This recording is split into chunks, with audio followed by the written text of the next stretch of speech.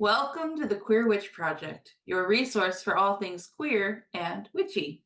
I am Damona Beacock, a fabulous, non-binary, neurospicy ordained queerdo with a fascination for all things cycles, symbolism, and patterns. And I'm Moon Kitty, your queer femme poly kitchen witch and proud geek. Today's topic is internet prophecy, Mercury, and sacred androgyny. Ooh, okay, that's a mouthful and then some. I'm so excited about this topic. Oh, I know it's one of your favorites. It's a cool thing we've been discussing a lot offline. So I'm very excited to have it come up as something that we were talking about here with all of you. Yeah, and that is a really broad topic. We might need to break that down a little bit. Yes. Um, So go ahead.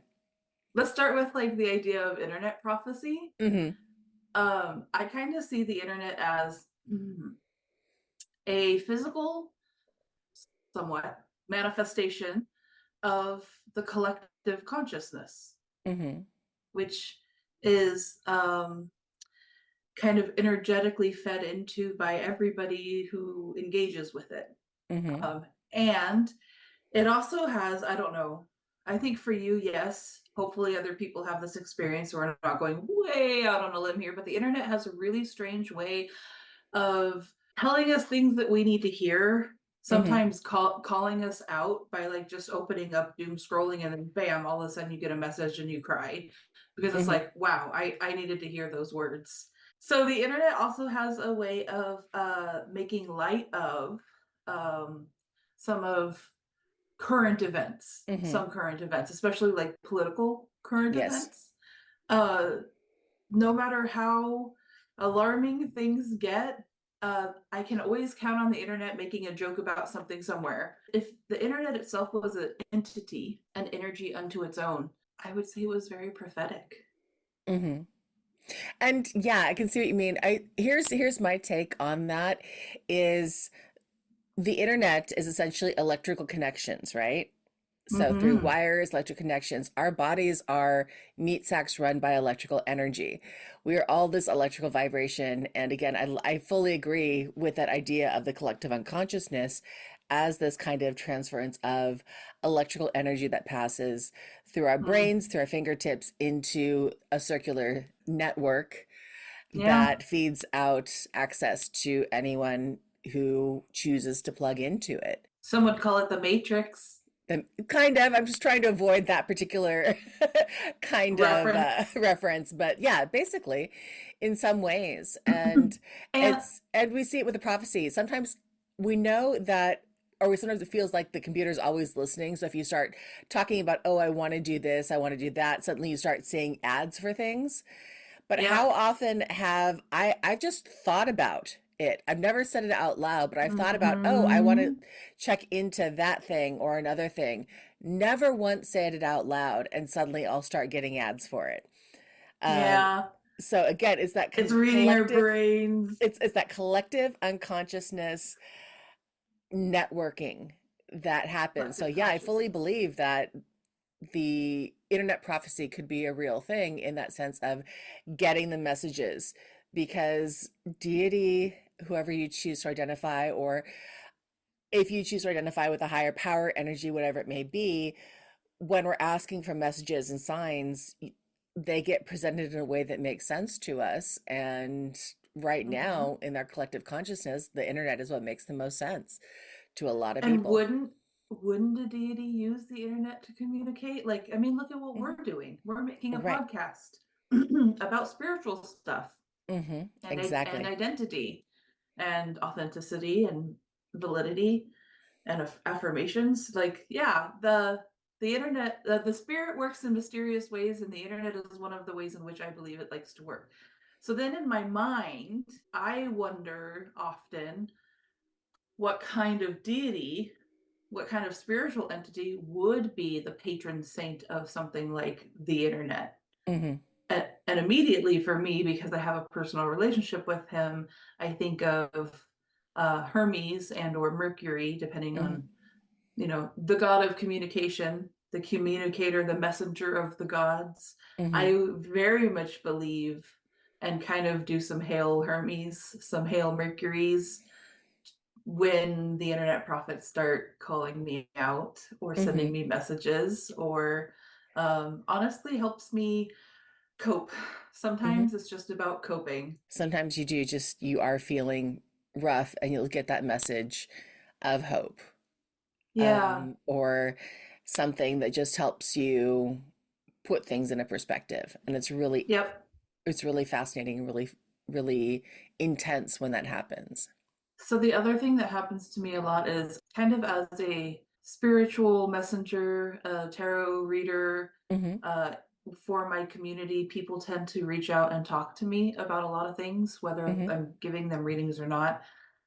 And depending on like sometimes what the sky rocks are doing, I will notice a pattern. I'm like, oh, there are like three people all of a sudden talking to me about their life. And even though these are three different separate things going on, they all have a common theme. Mm-hmm. Well, sometimes that'll happen, and then I'll be doom scrolling or maybe joy scrolling, dopamine scrolling, Mm-hmm. and I'll read something and I go, "Wow, that perfectly like that puts into words what I couldn't say when this friend was telling me about this thing."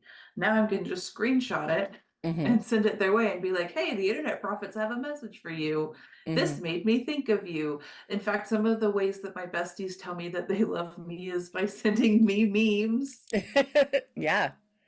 Yeah. Or sending me something that made them think of me, or I'll send them something that made me think of them, Mm-hmm. all because of a conversation we were having, Mm-hmm. or, because it has a crab in it, or a octopus, or a Mm-hmm. unicorn, or a peacock, Mm-hmm. what those little things that make you think of people, those Yes, little absolutely. threads of spirit that you follow that Yes. connect us.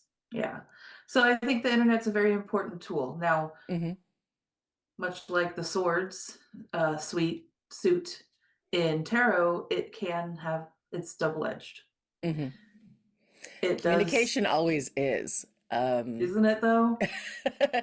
It's like every time I think of swords and communication, I always think the pen is mightier than the sword Mm, as a saying, because when you think about what you're writing out, is that act of communication is writing, and that the words have power, words have meaning, and that's what communication is. It can be nonverbal, it can be yeah. physical, but the primary form of communication is words of some form, Mm-hmm. written or Yep. oral. Yeah. And so the internet can is full of, shadow, Mm-hmm. the dark web, the horrible things people will use it as a tool for. Mm-hmm. So I'm not saying that the internet is infallible or perfect, or Oh, it's no. just like very much a reflection of humanity. It's a tool. Mm-hmm. It's a tool, and it can be used in a spiritual way, a Mm-hmm. spiritual tool. Yeah, not always. And it can also be used to harm people, Mm-hmm. but that's why you have to go into it with discernment and wisdom. Mm-hmm. And I always love this meme that people were sharing recently about how when we were growing up, our parents wouldn't let us meet strangers off the internet or take rides from strangers. And now we use the internet to hail strangers to get rides. Mm-hmm. Mm-hmm. Mm-hmm. Exactly. Changing times. So, so yes, I totally connect the internet to Mercury slash Hermes. I always think of it as like the realm of the air signs, Mm-hmm. that energy that you were talking about, that communication. And of course, Hermes leads me to the sacred androgyny. Mm-hmm. Um, Yes, yeah. my next question was, so Hermes is this, but how are we queering this? Or how does this relate to internet Mm-hmm. prophets also being queer? But there's a very distinct connection in that, in Hermes and Mm-hmm. Mercury. Mercury Yeah. And equaling the Hermes adaptation yes, initially. Mercury is the Roman name that was given to the idea of the Greek deity of Hermes. Mm-hmm. And Hermes has the Hermes Aphrodite connection that um, made up the word for hermaphrodite, Mm-hmm. which would be somebody who It essentially would be a word used back then for somebody who was born intersexed Mm-hmm. and or didn't identify with one gender or another. Mm-hmm. And I think about the internet as not having a gender, as being accessible to all and none as far as gendering goes. And so I also think of the energy, the spiritual energy of the internet prophets being genderless, gender free, Mm-hmm. gender fluid, but definitely like some kind of some flavor of non-binary, some sort of sacred androgyny. Just like I think deity spirit is truly at its core meant to be either all things or none. Mm-hmm. Definitely not necessarily locked into a binary. No. There are very few So things that are truly locked into a binary. If we think about it, and if you dig deep enough, it's some really people's interesting. minds though, Unfortunately. yeah. Well, and I mean the brain is actually bisected, which is very interesting, you know. Hmm. Well, I but while it's bisected, things flow back and forth from it Yep. constantly, Mm-hmm. Yep. and those creases and stuff make it very difficult to Mm-hmm. have a very truly distinct one half to the other where they don't meet because they're always going to have Well, a and we point with a need crossover. ideally we have both sides functioning, you know. Hmm.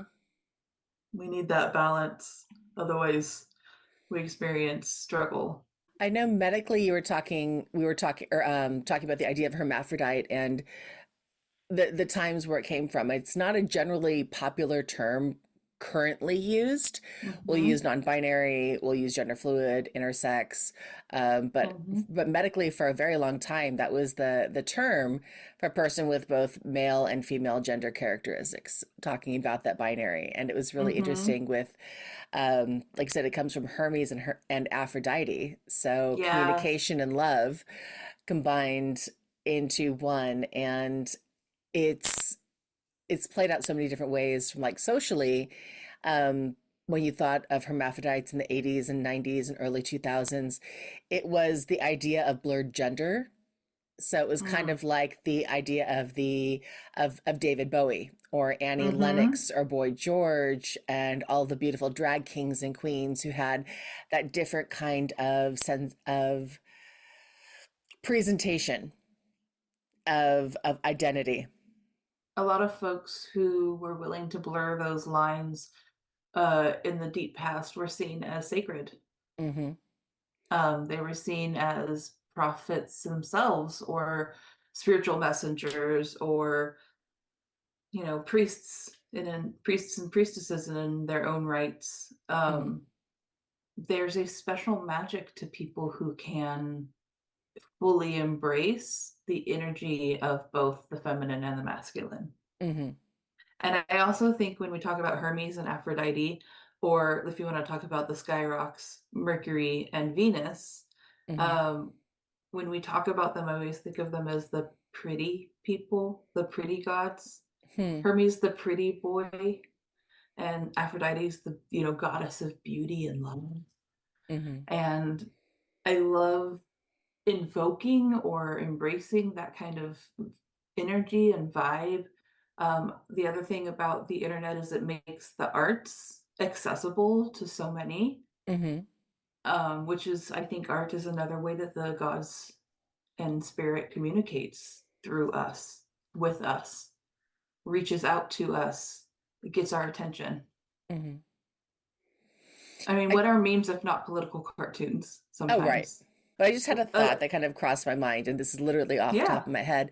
Is you mentioned again the planets and everything else, and it's very Mm, interesting in if we talk about what planets, if we think about the idea of what planets got named, because there's so many yeah. gods. How many different gods are there out there in various pantheons? And the nine planets, because I'm still counting Pluto as a planet, though I will die with Pluto being a planet. I don't care if it's a glorified asteroid, it will always be a planet to me. I can back you on that. I am a child, I am Gen X, I will die on that Pluto hill. Hmm. Um, but I feel anyway, you. and besides, do you really truly want to piss off the god of death and take away his planet? I I mean, wouldn't. seriously, No. I don't want to do Yeah. that spiritually, not going to happen. But Yay, Hades. back to back to the thought I was having is it's very interesting that the first planet is Mercury and the second planet is Venus. And then you get to Earth and Gaia.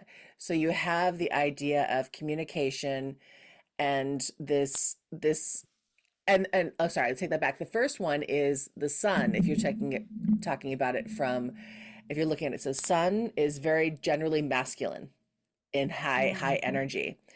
And then you have Venus, who is here, but in between them, you have that transition from masculine energy into inter combined energy, into feminine energy, into the creation. So it's to me, this is just a thought that I had in my head. If you're looking at this kind of wavelength and pattern for how things get named, mm. and then you go from here's this creation of energy of Earth into the god of war, which humans and the nature of Earth and life is conflict, which could then lead to the idea of war. And you also have Earth in this balance between Venus and Mars. So Mars and Aries both being the various names of Love and war. So you've war. got this push and pull between love and war with Earth in the center of that Mm. conflict. So I don't If know if that that's a doesn't thing or tell not, you, but I honestly feel like that's a download on some level because mm, it's like you're pointing, when you're telling me this, you're pointing out a pattern that I would see played out in tarot, but you're seeing it played out in the cosmos or in our hmm solar system. And I think that's beautiful because I think all of the symbology interlocks with each other. hmm And I think you may be onto something because I think here on Earth, as we're talking about the sacred androgyny, hmm that we're meant to experience a mixture. I think hmm as humans, we're meant to experience both masculine and feminine energies hmm and a fluidity between the two. I don't know that I think we're doing a disservice when we lock people into the idea that they aren't supposed to, cross those lines. especially when we talk about gender roles and what the idea of this thing is inherently one or the other when it's really very, Mm-hmm. very if it's non-binary if anything, and we've assigned these Yeah. various roles to Mm. what is masculine or It's feminine, which is silly. almost like it's almost as if we're meant to. I feel like sometimes we set these structures up just so we can. Rules are made to be broken hmm sometimes. That sort of concept. Like, we make these identities in these boxes just so we can break out of them sometimes. And not everybody's going to have that journey. But I think enough of us in the queer hmm witch kind of category of already stepping away from what is norm or hmm socially generally acceptable. I don't know, it's not that it's unacceptable, but anyway, yeah, I think that some guidelines are meant to be questioned, hmm some rules are made to be broken, and I think that if I didn't find freedom in my expression, my soul would be missing something. hmm I think freedom is very, very much an essential part of being who we are. and freedom is, but also I think what you just said about expression, and expression Mm. could come out in a lot of different ways, whether it's Mm-hmm. how you physically choose to present yourself, but also expression comes out in your art, Mm. it comes out in your Yep. hobbies, Yeah. it comes out in the way you Your cook, podcast, the podcast, all of that. It's all creative endeavors. expressions, creativity of who you are. And it's fascinating. And I keep thinking of all of these traditional roles that have shifted over the generations, where it used to be a masculine or a feminine centric thing and then moved to a masculine or vice versa, Mm-hmm. and how these ideas of roles shift, and the idea that Uh-huh. the role itself is that sacred hermaphrodite, is that sacred in between. And Mm, it's yeah. through the cycles and patterns as that it shifts from one to the other and potentially back again. Yeah. Yeah. And what a magic that is, isn't Mm-hmm. it? Absolutely. Truly, the liminal space of it all. Mm-hmm. It's so powerful, and I really feel like that's the energy in which the internet lives in, Yes. and why so many of us are drawn to, if not be making magic or art with it, we're also drawn to be talking about magic and art with it. Mm-hmm. And I think So we're in this point of awakening, which is why we're starting to see so many more it's a people who smaller are world.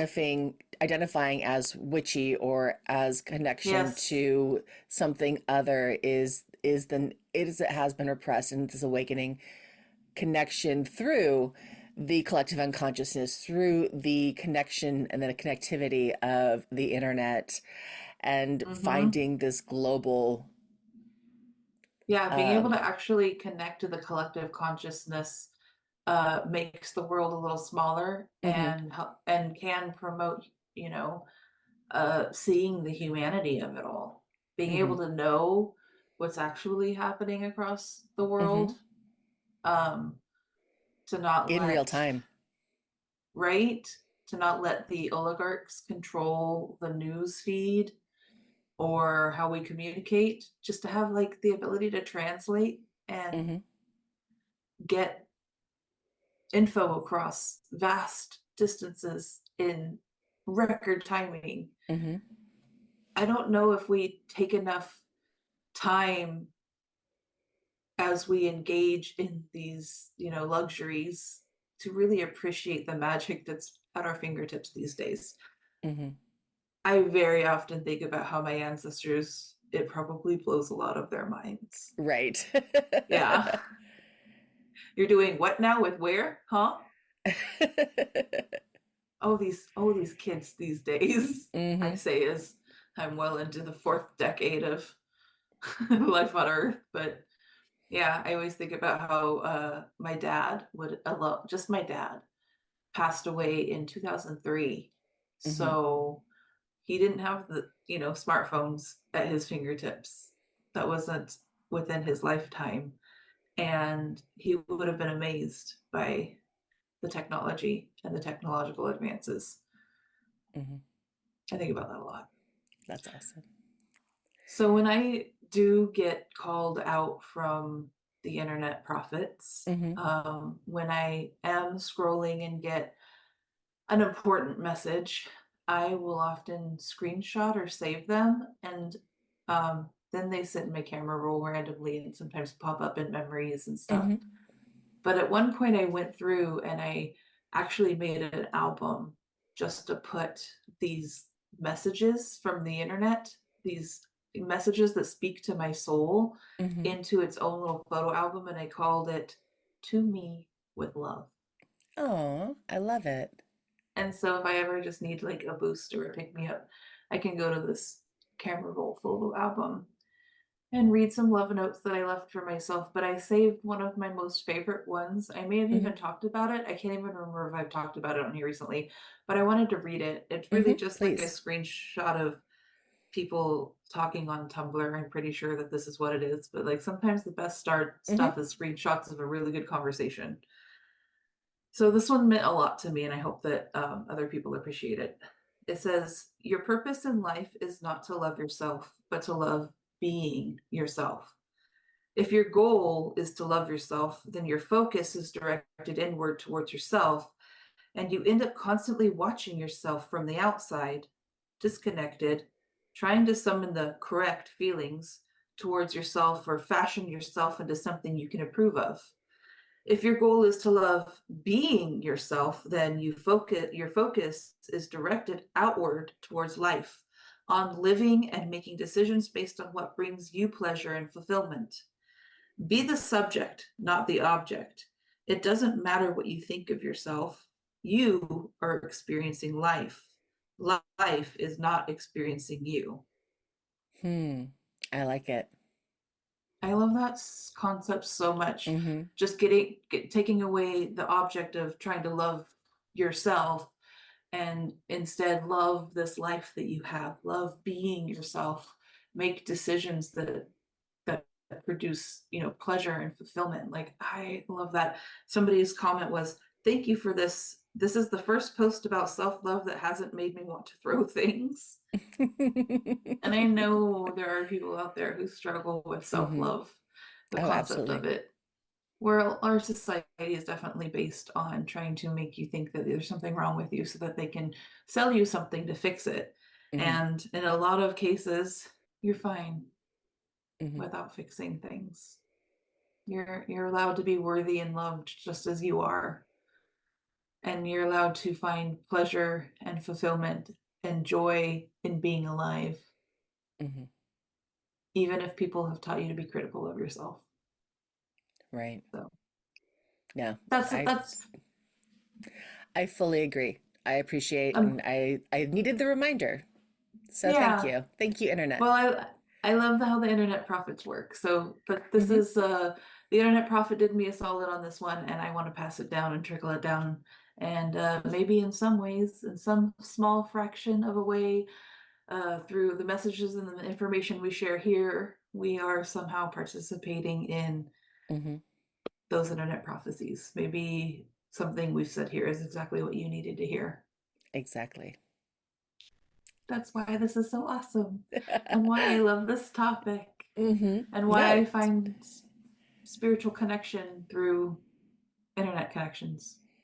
no, I fully agree. I have found some of the most profound connections that I have made with people have been through the internet first. And because Mm-hmm. just of the nature of being able to meet people on other sides of the world and Mm-hmm. meet them hopefully later in person, but so Mm-hmm. it's just a real thing. Or when life gets so busy and I can't see the people I've met and connected with and loved in Yeah. person, I have a ways to still be able to reach out and do that, like this podcast. So Yay. I get to Yep. reach out and see you every month, and it's phenomenal to me. Yes, and then we get to hear from people who listen to us from all Hmm. over, and that also is a magic in and unto Yes. itself. So yeah, I love that very much. I used to have like this social anxiety. I mean, I still do sometimes, but Hmm. Oh, I still a do. lot better about it. But I used to have like this personal rule that I wouldn't friend somebody on the internet if I hadn't met them in person first, so that I would understand or know their vibe. Hmm. And this global shutdown thing kind of happened, Hmm. and I laxed on that rule. And I've made friends that I've never met in person, but I talk to them every day. Hmm. And I'm really glad. I'm really glad that I don't have that hard and fast rule anymore, that I'm willing to realize that there are humans, no matter where they are on the globe, that, I can have a connection with because we have something in common or share a similar heart space. Hmm. So, It's amazing when we break our own rules, yeah. how Well, were we much just how talking much about more that? comes into your life when you break the arbitrary rules that you set for yourself. When you break them, suddenly so much more comes into your life. Now there's a difference Mm-hmm. between rules and boundaries, and I still Yeah. think setting healthy boundaries and things is a very important thing to do. But Mm-hmm. yeah, every time something good is because I had been so heartbroken. I said this, okay, I'm not going to do this ever again, these are my rules, and then I break Mm-hmm. them for whatever reason, usually for a person, and it's made all the difference in the world. It's life changing. Mm. Is there anything else we missed? No, I really think that this covered a lot about this topic. Hmm. Who knows? We may think about lots of stuff later on, but Yes. And we'd love to hear what you guys think. What is your favorite internet prophecy that comes yes. down to you, or that you've caught and you've seen? Share them, let us know in the comments. All of that stuff. We'd love to hear. We truly do love to hear from you. We keep saying that every week, but we do Mm-hmm. read all the messages Mm-hmm. and listen to the feedback and everything that you send us. And for those who's told us in Yeah. person that you listen to our podcast, you can't understand how much it makes both of our hearts just glow. It truly Thank does. you. Yeah. Yeah, thank you for listening to the Queer Witch Project. And we love hearing from y'all. If you like what you hear, you can always send us a message, give us a like, give us a follow. All of those things, download an episode or two, all of those things help us. And we love helping y'all. So we love when you guys can help us. If there's a topic you'd like to know more about, or an episode topic that you'd like to suggest, contact us at thequeerwitchproject@gmail.com or find us on YouTube, TikTok, and Instagram with the handle @queerwitchproject. We upload every other week. And remember, queerness is the key to magic. Be yourself and love rebelliously. Bye!